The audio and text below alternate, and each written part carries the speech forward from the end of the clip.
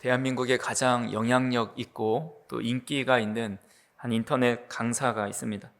그분은 누적 수강생 수가 1,000만 명이라는 엄청난 수강생을 보유하고 있는데, 한 방송에서 그분의 일상을 아침부터 저녁까지 이렇게 취재하면서 어떻게 살아가나 그런 예능에 출연한 적이 있습니다.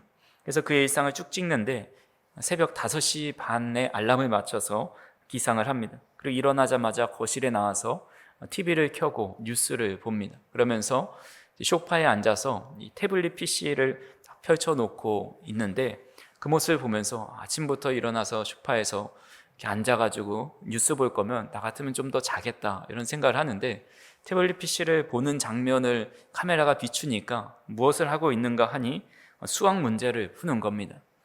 사람들이 놀라는 겁니다. 선생님 정도 실력이 되면 왜 굳이 새벽부터 일어나서 그렇게 또 수학 문제를 풀고, 또 수십 년 동안 일타 강사로 활동했으니 선생님 정도면 수업 준비를 따로 안 해도 될 것 같은데, 그렇게 수업 준비를 하는 모습을 보고 깜짝 놀라는 겁니다.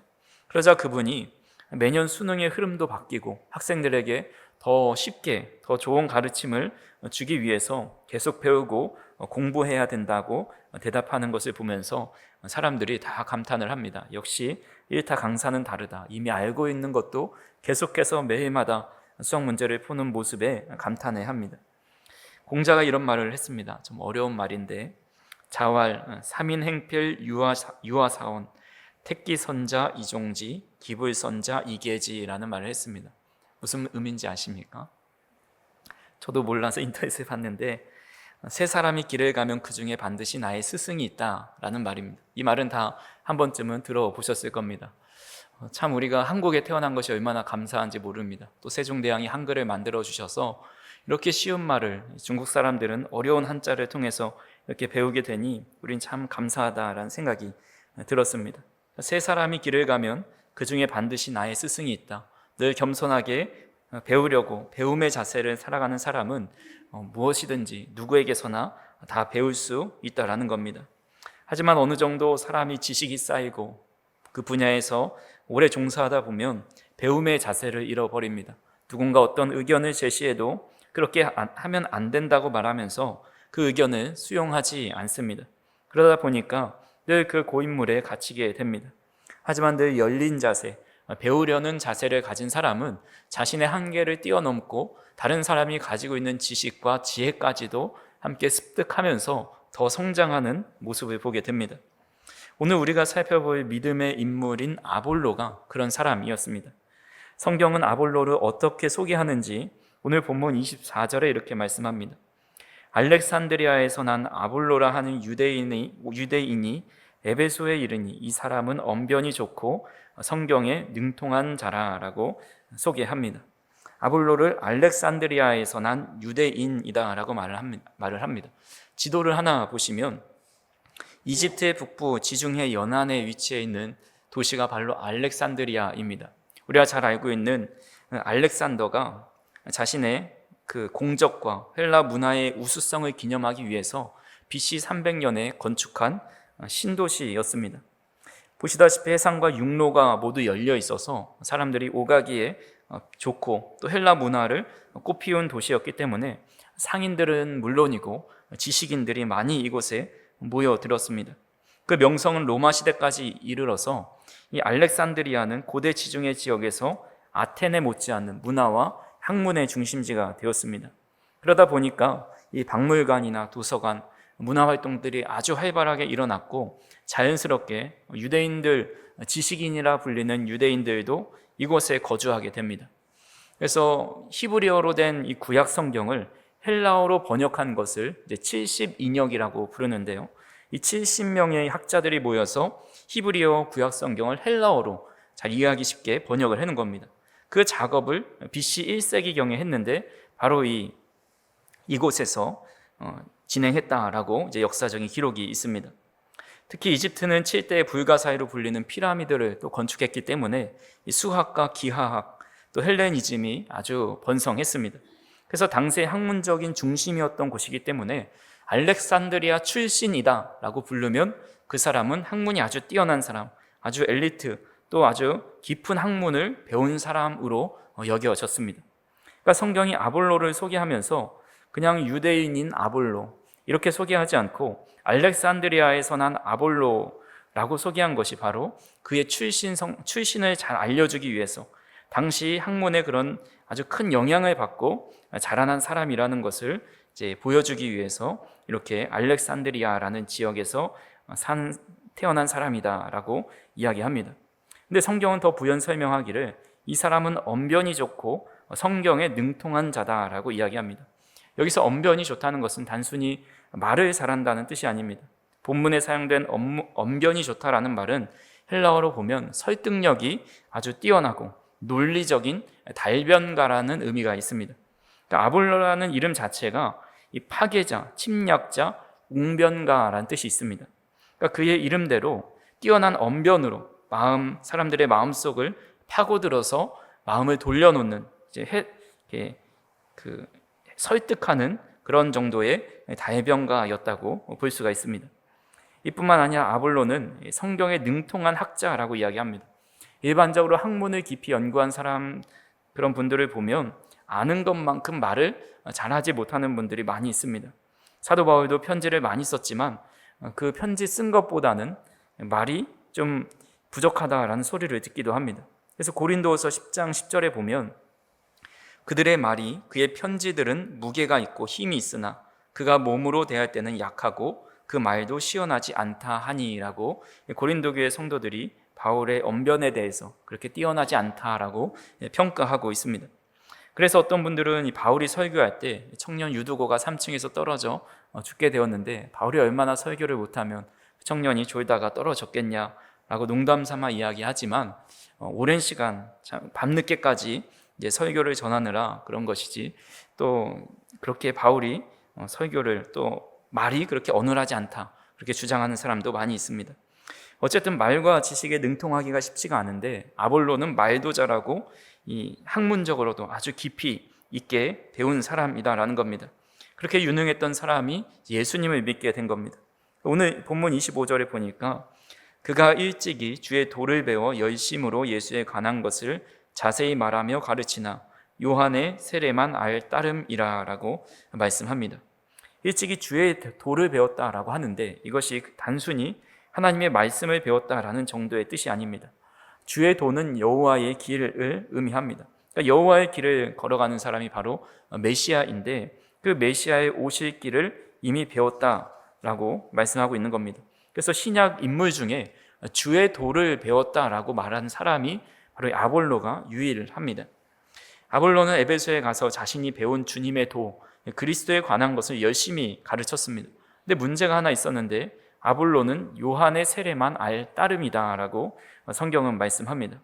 그러니까 요한의 세례만 안다는 것은 예수님에 대해 말씀을 전하기는 하지만 예수님의 죽음과 십자가의 사건, 또 부활과 또 성령의 사건들에 대해서는 온전히 알지 못했다라는 겁니다.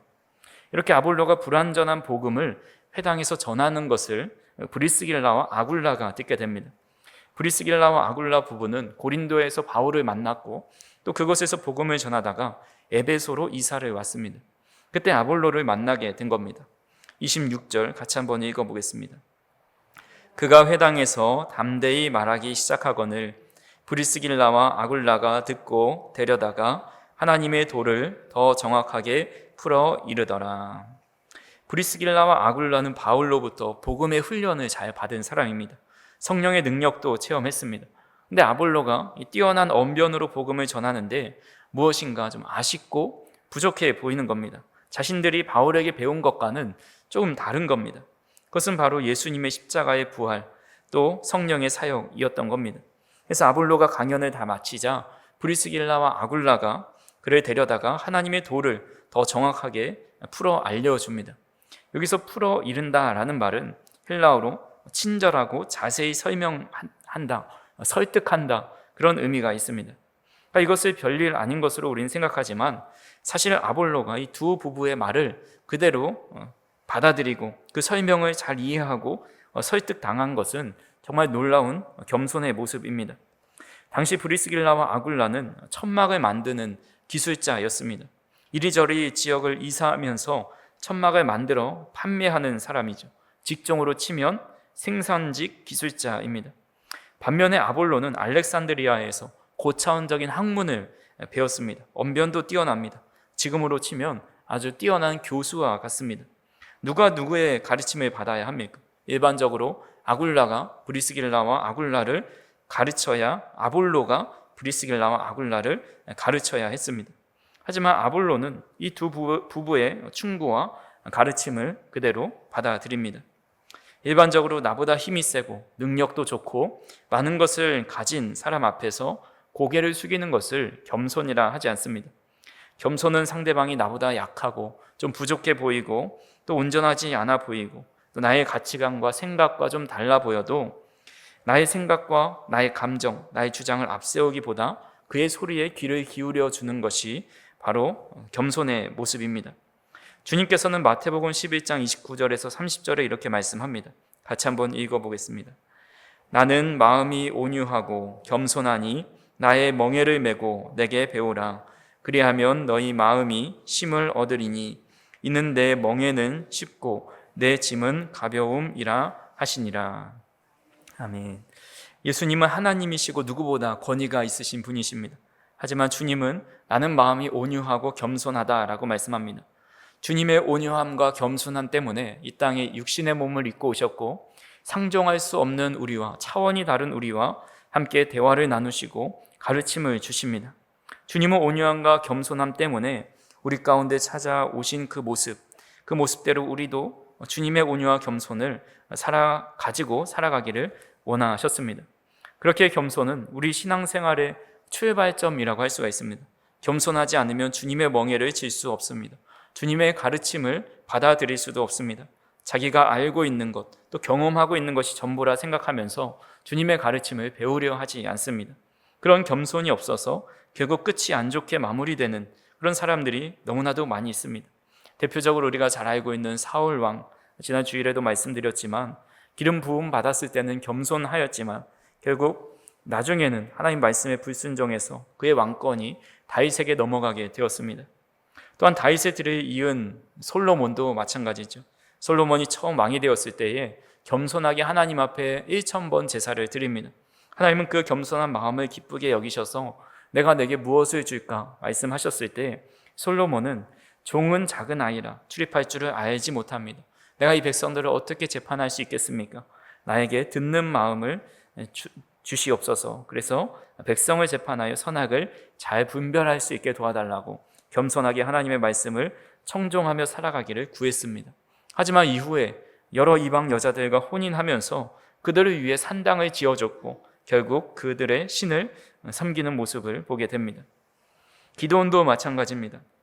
하나님께서 택하셨을 때 나의 집은 므낫세 중에 극히 약하고 나는 내 아버지 집에서 가장 작은 자입니다. 연약함을 고백합니다. 그래서 하나님의 도우심으로 300명의 용사를 데리고 13만 5천 명의 미디안 군인들을 다 무찔렀습니다. 하지만 그 이후로 기드온은 집안의 금 귀고리로 금 에봇을 하나 만들어서 우상을 만들어서 결국 그 집안이 우상 숭배하며 타락하게 되는 것을 보게 됩니다. 남유다의 요시아도 어려서 왕이 되었고 스스로 나라를 다스릴 수 없었기 때문에 대제사장인 여호야다의 말을 잘 따르고 순종하였습니다.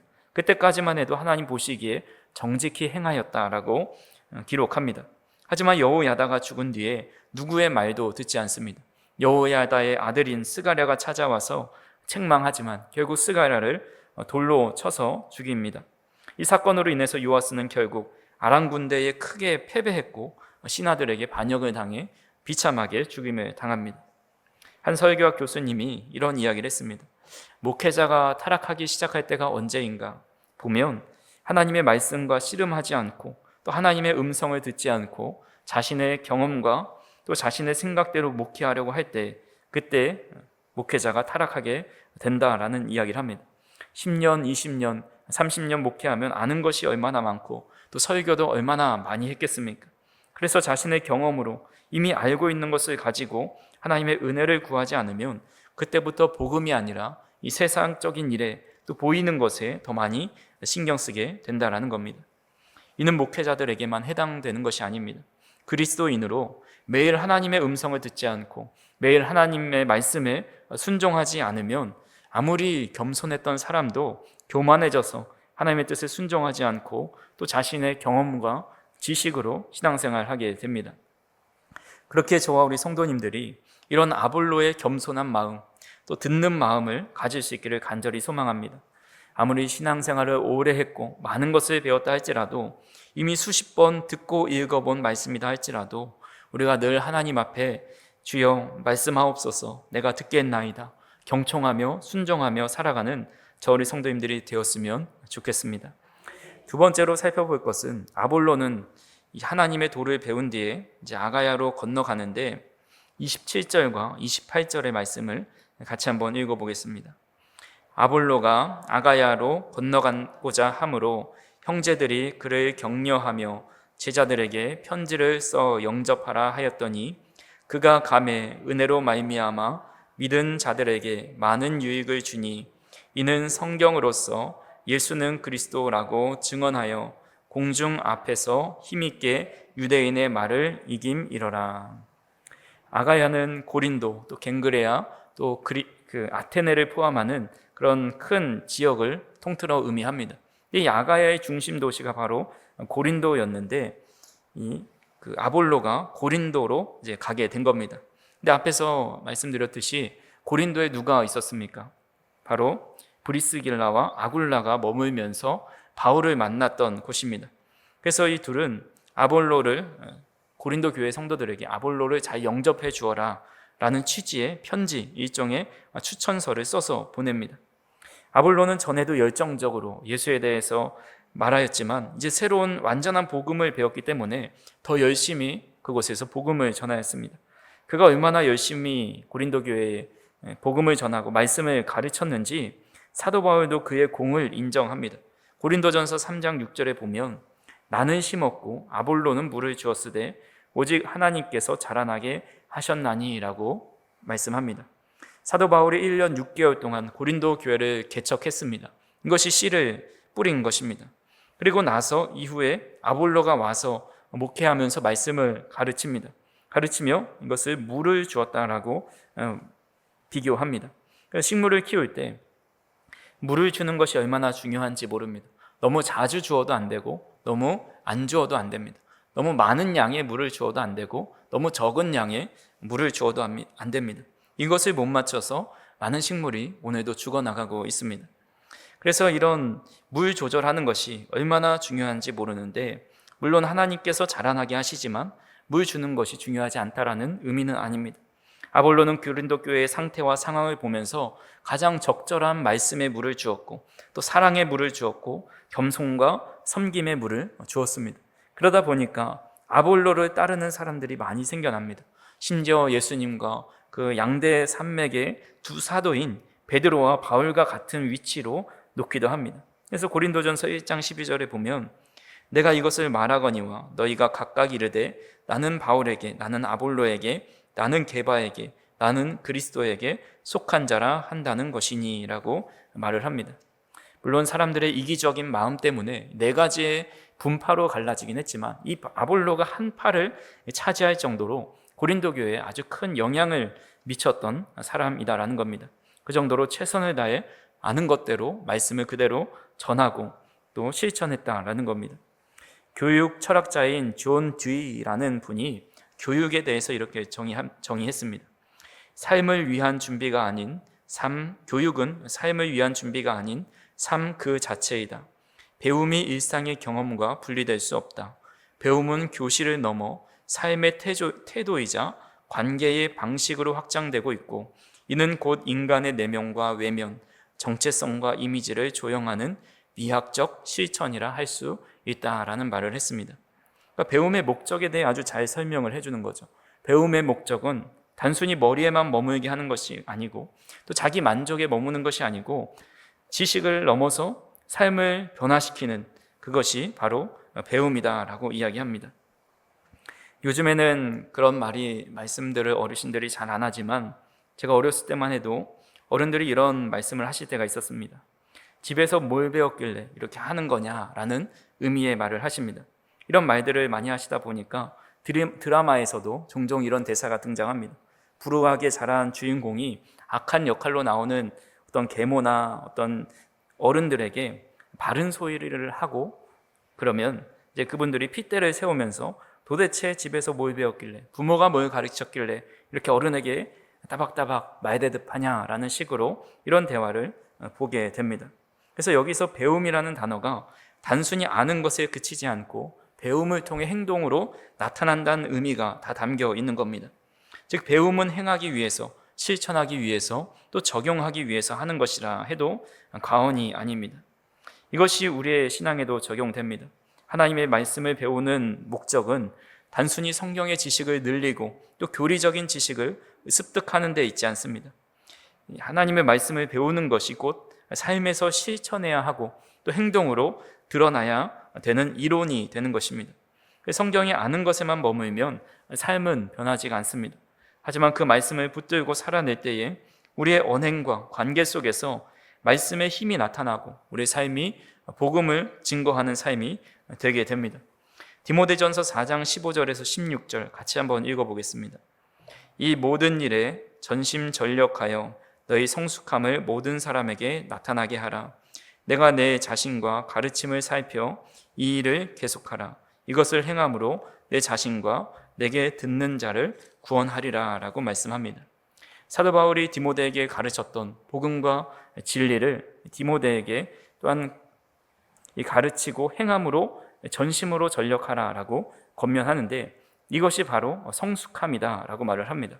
그러니까 배운 것을 행하라 또 전심전력하라, 이것이 성숙함이다 라고 말을 하고 있고, 내 자신이 알고 있는 대로 자신을 살피는 일을 행하라 라고 말합니다. 이것이 너와 내가 가르치는 자들을 구원할 수 있다라고 말씀합니다. 즉 머리에 있던 지식이 손과 발로 실천되어질 때에 구원의 확신이 더 명확해집니다. 실천과 적용이 포함된 학문은 더 이상 글과 이론을 넘어서서 살아있는 학문이 되는 것입니다. 우리도 우리가 받은 복음, 또 하나님의 말씀을 머리에만 가둬둔다면 이 복음은 열매를 맺지 못하고 자라나지 못하는 문제 있는 복음이 됩니다. 하지만 하나를 배워도 그 배운 한 가지를 실천한다면 그 배움은 살아있는 배움, 역동성 있는 복음이 되는 겁니다. 우리가 믿음의 인물들의 배운 것도 아볼로가 이런 사람이었구나, 이런 좋은 믿음을 가지고 있었구나 해서 그치는 것이 아니라 아볼로가 겸손하게 배우고 또 그 배운 것을 또 많은 사람들에게 전해주고 실천했던 것처럼 우리 또한 아볼로의 모습을 보면서 우리 자신을 바라보고 또한 그 삶의 모습대로 우리 또한 함께 살아가야 한다라는 겁니다.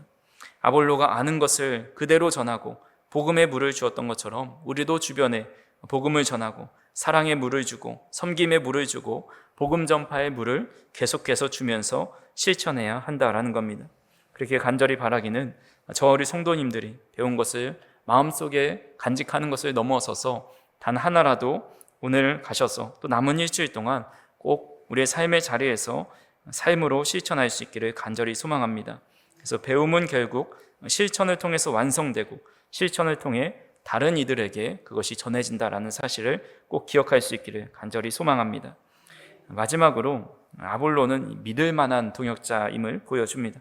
우리 디도서 3장 12절에 13절 보면 내가 아데마나 두기고를 내게 보내리니 그때에 내가 급히 니고볼리로 내게 오라. 내가 거기서 겨울을 지내기로 작정하였노라.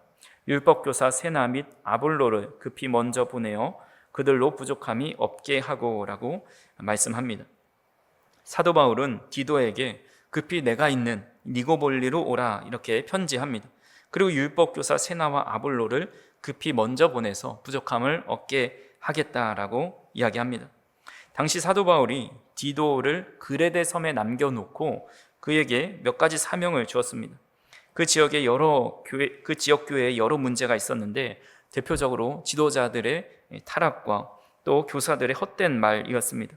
그래서 교회를 체계적으로 세우기 위해서 장로를 세우고 또 교사들의 헛된 말들, 거짓 교사들을 바르게 인도하는 그 사명을 가지고 디도가 그레데 섬에 남게 되었습니다. 또한 그 교회 안에는 무익한 논쟁과 분파가 있었고 또 선한 일을 행하는 것이 사랑의 실천에 대해서 아주 약한 부분을 보여주었습니다. 그러니까 디도가 그런 것들을 든든히 세우기 위해서 남겨놓았는데, 사도 바울이 이제 마지막 때가 되니까 내가 이제 죽을 날이 얼마 남지 않아서 아들과 같이 여기는 그 디도가 보고 싶어서 내 곁으로 좀 와줘라, 빨리 와줘라, 이렇게 요청하는 겁니다. 그렇다면 디도가 부재하게 될 때에 그 그레데 섬에 있을 남겨진 이 성도들을 누군가 돌봐야 되는데, 그때 추천하고 보낸 사람이 바로 세나와 아볼로였습니다. 그곳의 목표 환경은 앞서 설명드린 것처럼 녹록하지 않습니다. 또한 그들의 문화 자체가 또 선하거나 또 부지런함을 가지고 있는 민족이 아니었습니다.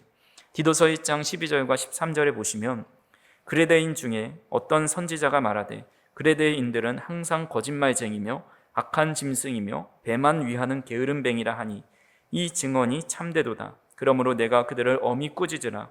이는 그들로 하여금 믿음을 온전하게 하고 라고 말씀합니다. 그레데 섬 사람들은 거짓말을 일삼고 거칠고 악한 성품을 가지고 있었습니다. 게으르고 탐욕이 가득합니다. 복음을 받아들이기 너무 힘든 믿음의 마음의 토양을 가지고 있습니다. 그런 곳에 디도를 이어서 목회할 사람, 디도가 부재했을 때 대신에 섬길 사람을 찾기에는 참으로 어려움이 있었을 것이고 많은 고민을 했을 겁니다. 그렇게 생각난 사람이 바로 세나와 아볼로였다라는 겁니다. 바울은 아무리 척박하고 또 거친 환경이나 할지라도 그곳에서 복음을 잘 전할 뿐만 아니라 믿음의 본을 보여줄 수 있는 사람, 삶으로 그리스도인의 삶이 무엇인지를 나타내 보여주고 가르칠 수 있는 사람으로 바로 세나와 아볼로를 뽑은 것입니다. 그만큼 아볼로는 신실하고 믿을 만한 동역자였다라는 겁니다. 말씀을 정리합니다. 아볼로는 학문적으로 탁월했을 뿐만 아니라 겸손히 배우고 또 말씀을 삶에 실천하면서 끝내는 바울과 교회가 믿고 맡길 만한 그런 신실한 동역자였습니다. 그는 배운 것을 머리에만 두지 않고 가슴에 새겼고 또 삶으로 드러냈습니다. 그리고 그 삶이 교회의 유익이 되고 많은 사람들에게 복음을 전하는 열매로 이어졌습니다. 우리도 동일합니다. 배움을 지식으로 그치지 말고 실천과 전파로 이어질 때에 그 복음이 또 그 말씀이 비로소 완성됩니다. 그래서 저와 우리 성도님들이 겸손히 하나님의 말씀을 배우고 또 담대히 배운 것을 전하면서 우리의 삶으로 신앙을 나타내고 드러내는 삶을 살아갈 때에 교회와 세상에서 신뢰할 수 있는 사람, 믿음의 사람, 누가 어디를 데려다 놔도 저 사람은 늘 하나님의 뜻대로 온전하게 살아갈 사람이라 믿을 만한 사람으로 여겨지며 주님께서 보실 때에도 우리를 믿음의 동역자로 정말 믿고 맡길 만한 사람들로 다 여기실 수 있는 저 우리 성도님들이 되시기를 간절히 소망합니다. 우리 오늘 말씀을 기억하면서 함께 기도하겠습니다. 하나님, 우리가 아볼로처럼 늘 주님 앞에 겸손히 배우게 하여 주시고 그 배운 것을 머리에만 두지 않고 우리의 손과 발로 실천하고 드러낼 수 있도록 인도하여 주시고 또 그런 삶의 모습을 통해서 우리 주변 사람들에게 믿음이 가는 사람, 무엇이든지 맡겨놓을 수 있는 사람, 또 신뢰가 가는 그런 믿음의 사람들이 다 될 수 있게 도와달라고 우리 함께 기도하도록 하겠습니다. 사랑과 은혜가 풍성하신 하나님 아버지, 감사합니다. 오늘도 우리가 주님 앞에 나와서 겸손히 주의 말씀 앞에 무릎 꿇고 나아가오니 하나님, 오늘도 우리와 함께 하여 주시고 말씀하신 것을 머리에 담아 가슴에 품고 우리의 삶으로 실천해내고 살아내는데 부족함이 없도록 인도하여 주시옵소서. 내 겸손히 주님의 말씀 앞에 무릎 꿇게 하여 주시고, 주여, 전 아무것도 모르오니 주님께서 말씀하여 주시고 그 늘 읽는 그 말씀의 묵상들이 우리 마음 가운데 늘 새롭게 다가올 수 있도록 인도하여 주시옵소서. 내 배움의 자세, 하나님께 듣는 자세, 청종의 자세를 가지고 살아가게 하여 주시옵소서. 우리 믿음의 한계를 뛰어넘고 날마다 성장하고 자라나는 믿음의 사람들 다 될 수 있도록 인도하여 주시옵소서. 무엇보다 우리가 삶으로 주님의 말씀을 드러내고 실천하는 삶을 살아갈 수 있도록 인도하여 주옵소서. 머리만 커져가는 기대증을 가진 사람이 아니라 정말 주님, 우리의 삶이 주님으로 인하여서 더욱더 섬기고 사랑하고 주님의 말씀을 실천하는 데 부족함이 없도록 우리를 인도하여 주시옵소서. 아볼로의 믿음의 걸음을 우리 또한 따라갈 수 있도록 인도하여 주시고 예수님께서 걸어가신 그 길을 우리 또한 걸어갈 수 있는 믿음의 발걸음을 걸어갈 수 있도록 인도하여 주시옵소서. 우리의 그런 모습을 통하여서 우리 주변의 사람들에게 믿음이 가고 신뢰가 가고 무엇이든지 맡겨놓을 수 있는 그런 사람이 될 수 있도록 인도하여 주시옵소서. 어지러운 이 세상 속에 따뜻한 마음을 줄 수 있는 사람들 되게 하여 주시고 신뢰하고 믿을 만한 사람들 다 될 수 있도록 인도하여 주시어서 주님의 귀한 복음의 통로가 되게 하여 주시고 또 주님 바라보는 믿음의 사람들 다 될 수 있도록 주님께서 인도하여 주시옵소서. 또한 우리 사랑하는 성도님들 어디에서 무엇을 하든지 늘 하나님의 은혜 안에 거할 수 있도록 인도하여 주시고 동일한 은혜와 사랑으로 덧입혀 주시어서 그들의 삶을 통해서 더 주님의 복음이 전파되고 사랑이 전해질 수 있는 믿음의 삶을 살아갈 수 있도록 주님께서 인도하여 주시옵소서.